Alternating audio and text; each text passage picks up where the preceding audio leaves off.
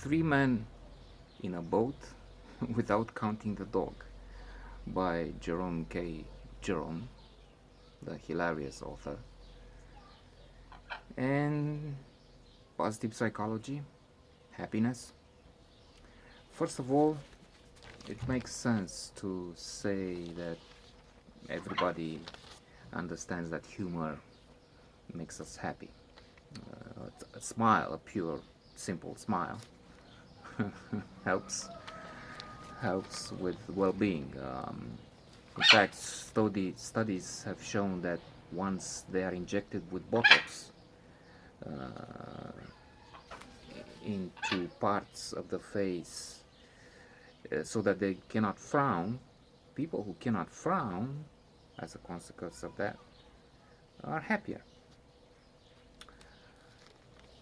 About Jerome, he's famous for quite a few quotes, one of which is very funny indeed.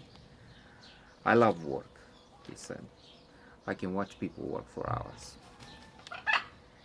In Three Men in a Boat, Without Counting the Dog, Montmorency, we have also another interesting, very good point about happiness, a rule of happiness, which is get outdoors with birds, if possible, or Montmorency. Then again, the joke which refers to procrastination is also inspired because in the world of today, when we rush all the time, that is a very good thing to do, to rest and take a pause, enjoy the sun when it is there, pleasant atmosphere, a cool temperature like today in a otherwise summer day, which could have been frightfully warm, hot. And we can also refer to Ellen DeGeneres, a comedian who analyzes this society of ours like most other comedians and comes to the conclusion that indeed we rush, we don't have time anymore for anything. She said that we're so busy, even disorders, diseases don't have a full name anymore. We refer to PTSD, post-traumatic stress disorder, and other things. So she says at what point, I'll tell you what, I have a disorder for you. Too busy disorder, TBD. She has friends who rush all day long and shout,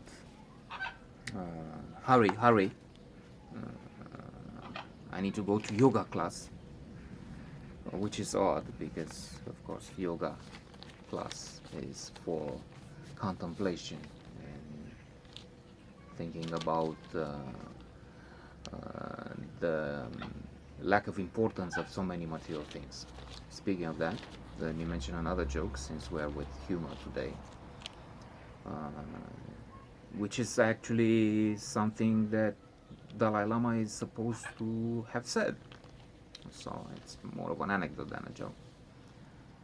Supposedly he entered the big supermarket. He looked around and was astonished and said, wow, so many things I don't need.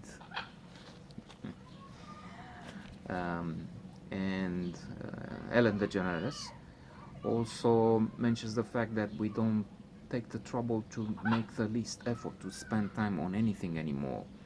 The windows at the cars, which used to require a small effort, the driver, passengers needed to make small movements to open them. Today there's only a button to open it. And also garage doors. And anything and everything is automated. You don't have the time for anything anymore. And she says at the end of one of those episodes, interesting episodes she has, Well, if you get anything out of this, get this: procrastinate now. And indeed, that's also the lesson we can get from Three Men in a Boat, apart from laughing at various incidents. At one point, they have a pineapple can along the trip from the Thames, and there's nothing they can do to open it. They fall in water, they cut themselves, but there's no way they can open that pineapple. So in the end, they have to resort to indulging themselves in a restaurant nearby where they order everything under the roof and get that into the boat. To end with, the other incident that I loved regards cheese, smelling cheese, which one friend asked another to take away, and in the train everybody was frightened and turned away. The compartments in the train ended up empty. I'm exaggerating, and finally the cheese had to be buried on a beach somewhere because everything that moved around it was stunned, was finished, dead on account of that cheese. Funny book, you should read it.